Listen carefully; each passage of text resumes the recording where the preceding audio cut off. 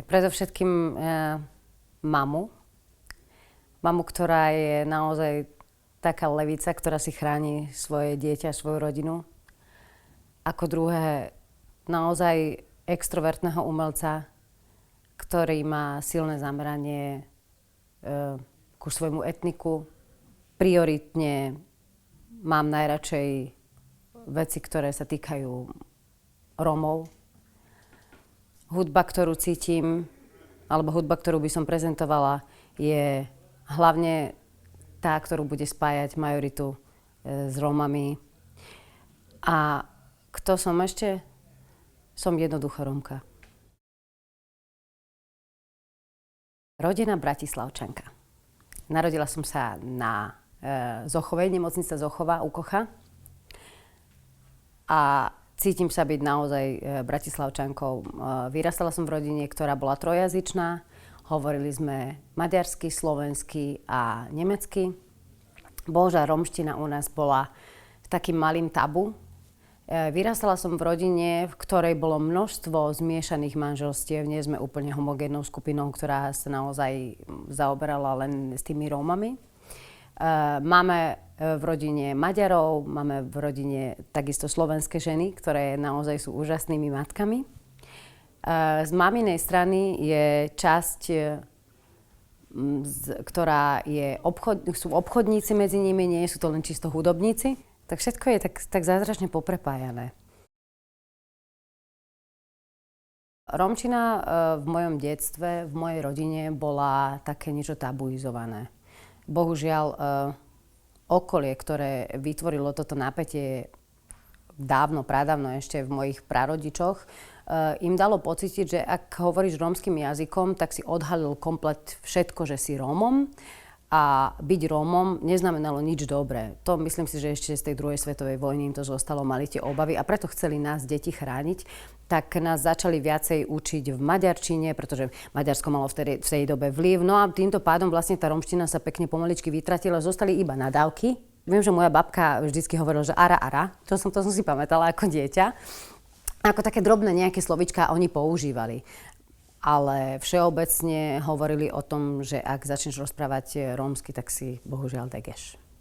Čo pre nás znamenalo veľmi, veľmi škaredú vec.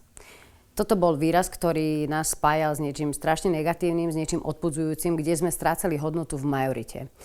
Tým, že sme rozprávali po maďarsky a po slovensky, nás majorita akceptovala. Dostali sme sa do kruhov, kde naša rodina, či už zo slovenskej strany po maminej alebo po otcovej, bola veľmi vážená. Tým pádom, že sme sa nejakým spôsobom viac adaptovali a vytrčali sme tým, že sme boli slušní, že sme boli pracovití, že proste všetci mali vždy čisto, upratanie a musím povedať, že na strane, z otcovej strany vlastne, tak tam veľmi veľa ľudí chodilo ku mojej babke, ku môjmu dedovi obdivovať, čo všetko mali. Môj dedo po maminej strane bol veľmi vážený človek. V Bratislave napríklad oni založili butiker, takže my máme takú krásnu tradíciu, už vtedy vedeli vlastne, čo majú robiť, ako majú spájať našich ľudí. A ku nemu chodili naozaj v tej dobe veľkí papaláši. A každému prezentoval, čo on všetko má. Volal sa Vít Balažovič, ináč bol Bihari. Vidíte, to sú také tie stigmata. On bol Bihari a zmenil si meno na Balažovič, pretože to meno Bihari bolo také dosť zlé, ako v tej dobe bolo nejakým spôsobom dané medzi tých zlých, medzi tých bitkárov, medzi tých vagabundov a on proste ním nebol, takže on si zmenil aj meno. Ale môj dedo Vít Balažovič do dnešného dňa ešte stále medzi tými staršími Rómami znamená niečo veľmi pekné, veľmi pozitívne a bol vždy ochotný im pomôcť. Takže naša rodina v rámci jazykov sa rozrastala skôr tým štýlom, aby sme sa zapasovali. Preto sme používali viacej maďarčinu a slovenčinu. Nemčina prichádzala z toho, že sme vlastne Bratislavčania. Pressburgeri, echte Pressburger sprechen drei Sprachen. Tak nám to takto nejak prischlo. Po maminej línii to boli hlavne Rómovia, ktorí si mali prívlastok, že sú slovenskí Rómovia.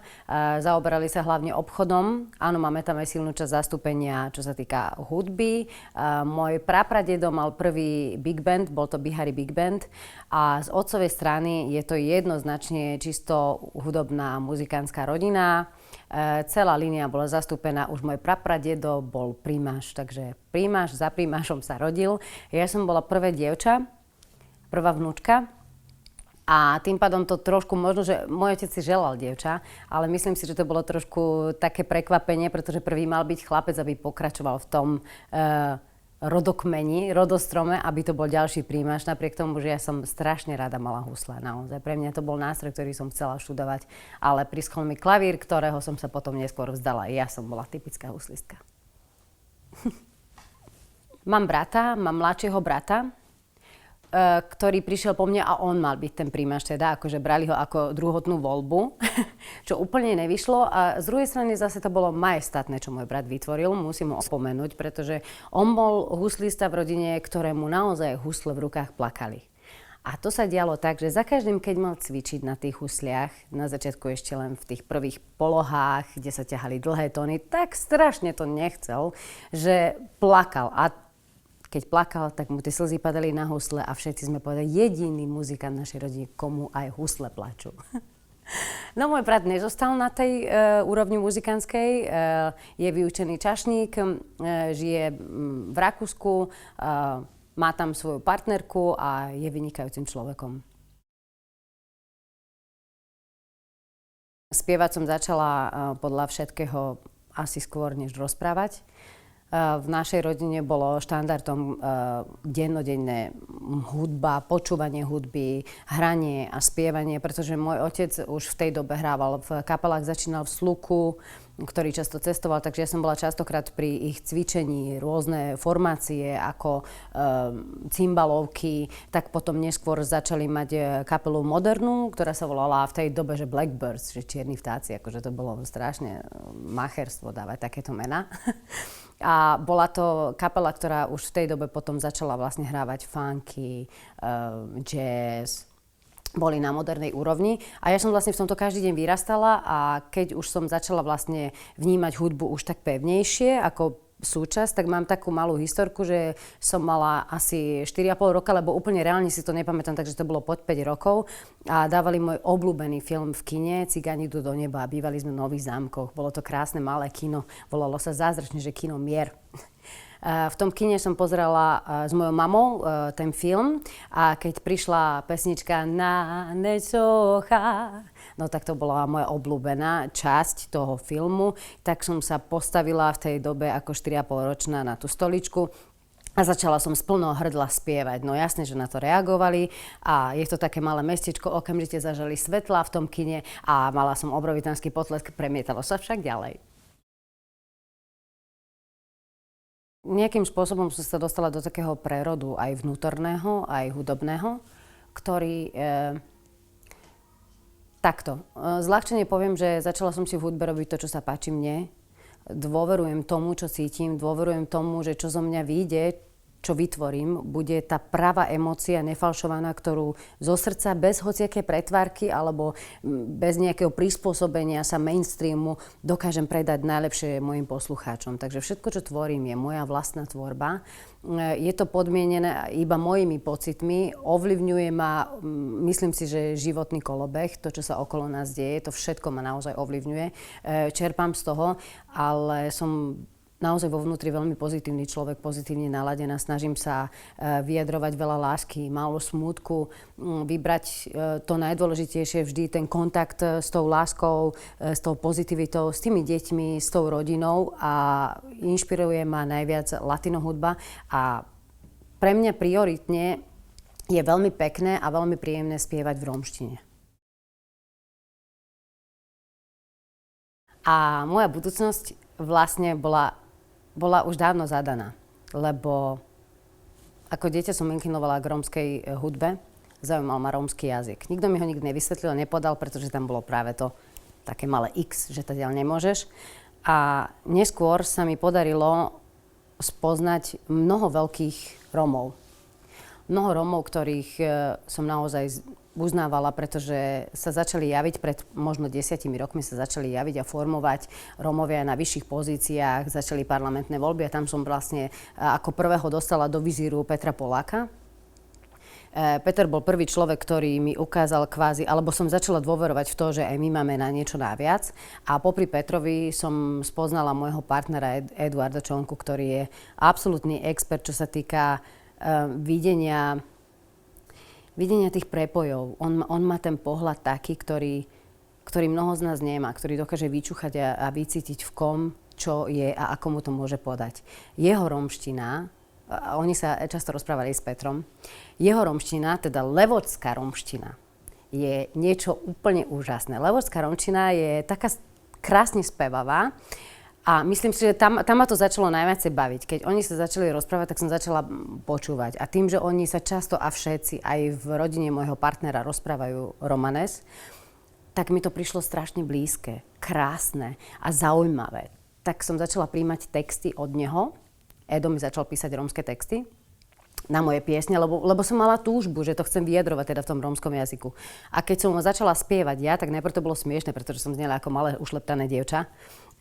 Potom ma začali opravovať, že teda za výslovnosť nie je to vôbec jedno, čo a ako, nie je to ľahký jazyk, ale keď cítiš ten jazyk v srdci, tak máš k nemu veľmi blízko.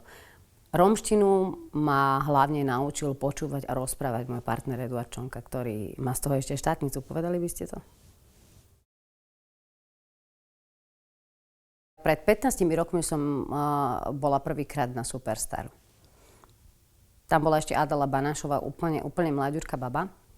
A ona mi v tej dobe dala meno, že som lištička. Som bola blond, odfarbené vlasy. Ja som v tej dobe spievala hlavne iba v zahraničí. Ja som mala 11 mesiacov v roku angažmán na rôznych miestach, v Nemecku, vo Švajčiarsku, v Rakúsku, akože to boli také štandardy po hotelov, ktorom som robila buď showtime, alebo normálne vystupovala v rámci nejakej zábavnej hudby. Keď som prišla na tú prvú Superstar, tak si pamätám, že ja som bola asi v druhom kole a viem, že keď som ja mala ako ten casting, tak vzadu bol ešte Peťo Konček, môj bratranec, on bol vzadu a on sa pozeral vlastne cez tie kamery, lebo on už bol vlastne predošlé kolo, takže on tam išiel donútra a on to pozeral, že teda jak to ja podám, že čo z toho bude. Pamätám si, že som spievala jednu slovenskú pesničku, to bolo od Dary Rollins, bolo Anielik, pretože ja som v tej dobe bola úplne mimoza z tých slovenských vecí. Pre mňa slovenská hudba bolo niečo... Necítila som ju a nemala som nič v nej, čo by ma v srdci oslovovalo a čoho by som sa mohla dotknúť. Rómsku hudbu som nevedela odprezentovať, tak som prišla s vecami, ktoré som spievala akože vonku. Pamätám si, že vtedy môj spev hodnotil Palo Habera. A on bol prvý, ktorý mi povedal, že medzi tými mladými žabami, že asi to dlho tam nezvládnem a nebude to úplne moja parketa. Čo bolo pre mňa jednoznačne veľmi pozitívne. Už vtedy ma hodnotil aj Julo Viršik, že môj spev je veľmi kvalitný. I keď mu to pripomína kúsok baru, tak pre mňa v tej dobe kúsok baru znamenalo svet, pretože Stevie Wonder bol barový spevák a vlastne akceptovala ho celá zem ako barového speváka, jedno z najväčších. Takže pre mňa tieto ich vysvetlenia boli fakt len superlatívy.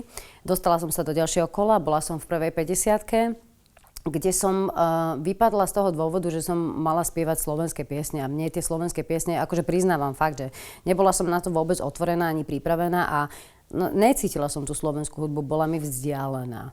A práve preto oni to mali tento dôvod a povedali, že ty si v tých slovenských pesničkách není doma, že tak teda veľmi nám to je ľúto a rozlúčime sa, no ale bolo to veľmi zaujímavé. Potom po niekoľkých rokoch, akože ja som o Superstar ani nesnívala, ani nechcela vedieť, ani ma to tam neťahalo. Vôbec som necítila, že by to mala byť moja cesta. Začala som spoluprácu s mojimi dobrými priateľmi, s Igorom Kmeťom, mojim bratrancom. Sme urobili album Som nekaj Bašavel. A niekde tam, na tomto prelome toho Som nekaj Bašavel, sme sa rozhodli, že pôjdeme teda do Talent Mánie. Urobili sme casting na Talent aj na Talent Mániu. V Talente sme takisto postúpili ďalej, ale na Talent Money sa nám oveľa viacej páčilo, pretože Gabika Drobová bola s nami maximálne nadšená, mala ku nám fantastický prístup, takže my sme vedeli, že tadiaľ asi cesta vedie lepšie. Boli sme vysoko ohodnotené a tá naša produkcia mala fakt podľa mňa veľmi vysokú úroveň. Si pamätám, že keď sme spievali The Prayer, lebo ono tam tie živé záznamy sa pripravovali vlastne celý deň. A keď sme spievali The Prayer, tak nám dali Prayer zaspievať po sebe v rámci kamerových skúšok a teraz bez preháňania okolo 10 krát. A my sme už to nechápali, že kvázi Prayer je veľmi ťažká pieseň technicky a čakali kvázi na to, že kedy už my tam tú chybu urobíme, kedy už tie hlasy odpálime. Ale nemyslím, že to bolo niečo negatívne myslené, ale proste tak sa pripravovali, že kedy už to vlastne padne, ale určite robili obrazy. Ja som vedela, že robia obrazové skúšky. Napriek tomu my sme to 10 krát dali jak pani a preto sme aj v liveke vlastne uspeli, takže sme mali za celé vysielanie, sme mali druhé najviac votované vystúpenia. Takže to bol fantastický zážitok. Dnes už by som sa nikdy v živote nevrátila ku týmto talentovým súťažiam. Určite to bolo veľmi zaujímavé, je to prínosné. Odporúčam to zažiť každému, kto chce, alebo kto má tú guráž a nechá sa hodnotiť. Pretože tomu treba mať tiež guráž, aby sme prijali kritiku. A musíme si vedieť vstúpiť aj do seba a z tej kritiky vedieť čerpať. Pre nás to bolo úplne, že pecka, my sme sa vystrelili emočne a pochopila som po tých všetkých živých vysielaniach, že koľko práce je na tom, aby každá jedna pieseň, ktorá je technicky zaťažená, aby bola vypracovaná. Ono pravda je taká, že tí veľkí umelci, tí najvyšší vo svete, oni pracujú na svojich piesňach nie jeden deň, nie niekoľko hodín, sú to mesiace. Sú tam veľa ľudí, ktorí to upravujú, napravujú a študujú s nimi až do minimálneho detailu. A ja som sa stala po tejto skúsenosti taký ľahký psychopat, že moje veci sú tak nastavené, že ja to milujem, keď si môžem tie veci vycibriť, vydrilovať a úplne vyšperkovať. Takže všetko mať až tu v krvi je veľmi dôležité pri produkcii. Ale odporúčam vám zažiť to, pretože všetky tieto talentové súťaže majú niečo do seba a potom musíte vedieť ešte mať potom so sebou samými súcit, lebo keď sa vystrelíte, veľmi ľahko sa padá. V zahraničí ja som pôsobila ešte dávno predtým, než vlastne som prišla tu do nejakého väčšieho, obšírnejšieho obrazu alebo na nejaké televízne vysielania. Mala som možnosť spievať so spevákmi z Porgy and Bess. To sú esa svetového rangu, s ktorými sme si zaspievali I Will Survive alebo rôzne čo to oni mali radi, Summertime. Ale to boli obrovitánsky umelci, ktorí naozaj prišli a v tom podniku, kde ja som spievala, kde som mala svoju show, tak oni sa tam veľmi dobre cítili, bolo to také vychytené miesto. Keď oni začali s nami hrať a spievať, tak nebola tam žiadna nevyrovnanosť, žiadne niekto je viac alebo menej. Boli to ťažké esa, hudobné, naozaj nadúpaní ľudia, ktorým bolo jedine dôležité to, aby ukázali ten pocit v tej chvíli a zaspievali si s nami. A mala som také šťastie zaspievať si s Tinou Turner a to bola úplná náhoda, pretože ona práve prišla do toho podniku, keď ja som spievala Not Bush City. Takže to bolo neuveriteľné, že ja spievam tú pesničku a ona práve vtedy tam prišla donútra. Ja som ju jasne, že hneď naprvu neregistrovala, lebo tak určite tma, ambiente, úplne vám to nedá jasne, no ale keď už bola ona vpredu a ukázala mi, že to je vonč, že to bolo dobre, tak ja som normálne myslela, že pustím ten mikrofón k zemi. No jasne, že sa pripojila a Disco Inferno dala vtedy so mňou.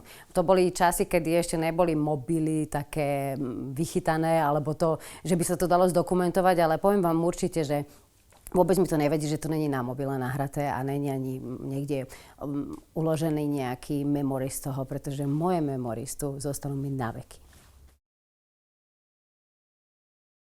Keď by som sa mala definovať, tak ja som taká všeho chuť. Moja tvorba, moje albumy a moje piesne vyjadrujú vlastne, chcela by som ukázať, čo všetko viem. Že dokážem zaspievať niekomu ľudovú hudbu, že dokážem niekomu zaspievať jazz, že dokážem vám zaspievať latino, R&B a viem vás zabaviť určite aj s rómskou hudbou. Jediné, na čo sa neštverám, to je akože fakt, že opera a tam by som si nedávala žiaden priestor, to nie je vôbec moja parketa. A to, že my sme naozaj, ľudia sú rôznorodí a čím viacej priestoru im dáme alebo ochutnať viacero žánrov, chcem byť tá, ktorá bude ľudí baviť. Aby sme sa uvoľnili. Baviť, s niečím naozaj na úrovni a možno aj technickejšou hudbou, zaspievanou, širšou. Ale pre každý prípad ovplyvňuje mňa a moju hudbu latino a rómska hudba určite.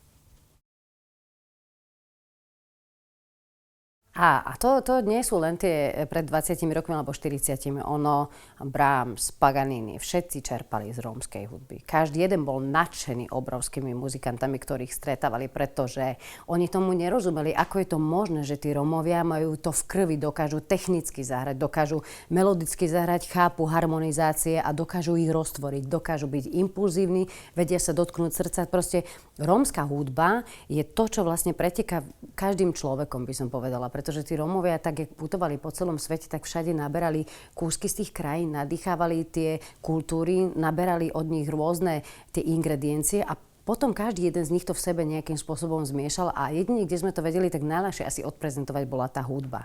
Preto vlastne v každom jednom štáte, kde Rómovia pôsobili, niekde vytvorili symbiózu s tým, ktorým štátom alebo s tým, ktorým ľudom toho ktorého štátu, tak ako napríklad v Rusku sú Rómovia súčasťou, obrovitánskou súčasťou ich kultúrneho poznania.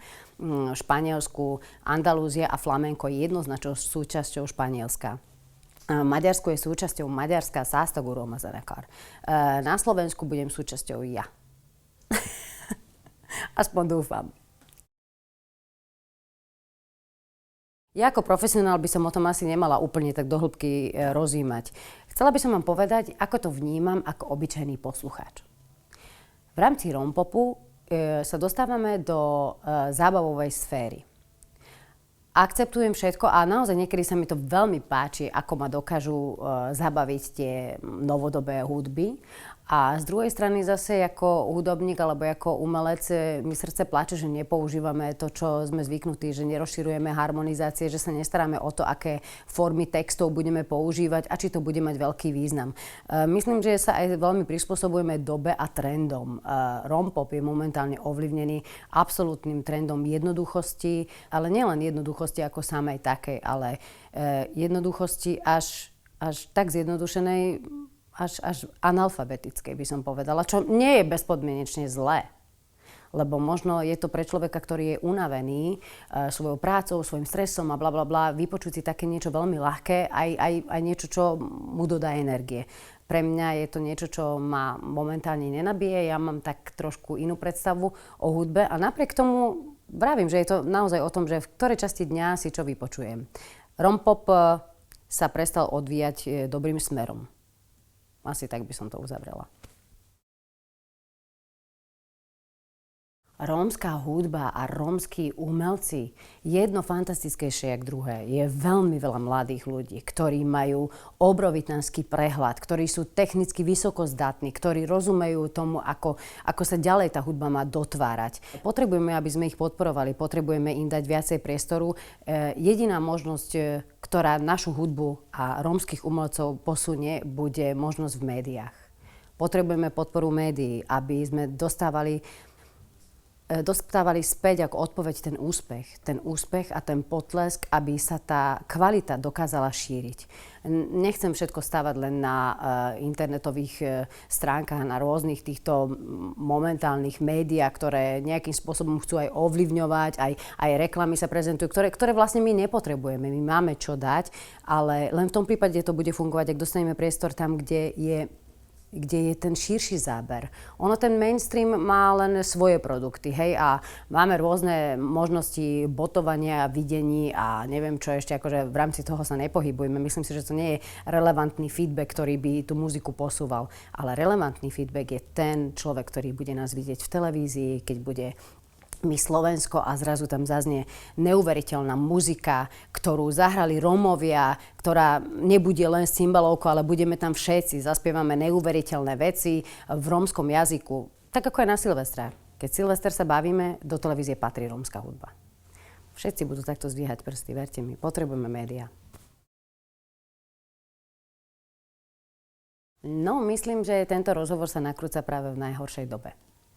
V tejto dobe sa nedá uživiť ničím, čo sa týka kultúry a pomaly sa nebude dať uživiť ani ničím iným, ak to takto pôjde ďalej. Ak nedostaneme všetci rozum a neozdravieme zázračne. Ja si myslím, že Všeobecne žijeme tak silno v nejakom strese, dumpingu, cien. Myslím si, že je to veľmi ťažké sa uživiť všeobecne a znovu sa dostávame tam. Je veľmi ťažké uživiť sa rómskou hudbou alebo všeobecne hudbou, ak nemáme podporu médií. Teraz hovorím za všetkých nás, za všetkých umelcov, nielen za Rómov, ale aj za majoritu. Pokiaľ nás nebudú podporovať rádia, nebudú nás podporovať televízie, našu tvorbu slovenských interpretov, pretože my sme Slováci, ak nás nebudú podporovať, nebudeme mať možnosť tvoriť na vyššej úrovni, ktorá stojí naozaj vyššie peniaze, nebudeme môcť tvoriť, pretože nikde budeme môcť mať kde zarobiť. Tak do budúcna by som vám chcela zaželať, aby ste každý jeden z vás, či v majorite, či medzi nami Rómami, mali otvorené srdcia, vnímali jeden druhého ako ľudí, nezabudali na to, že každý má právo na chybu, každý má právo na omyl. Nezabudnite na to, že aj vy možno raz budete potrebovať niekoho pomôcť a jak to fajn padne, keď to bude práve takáto tmavá ruka od nejakého Róma. Nebojte sa nás, nie sme ničím inakšie ako druhý. Nikdy sme neviedli žiadnu vojnu my Rómovia proti nikomu, nikdy sme si nevydobili žiadnu časť svojej krajiny a napriek tomu sme všade. Patrí nám celá zem, pretože nás všetkých máme radi. Zostaňte takýto s nami.